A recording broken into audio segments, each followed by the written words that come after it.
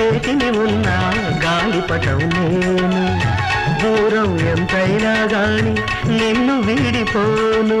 తీసుకుపో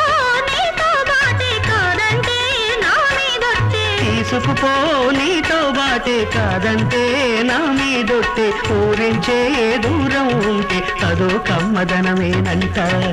ఎందాక ఎగిరేవమ్మా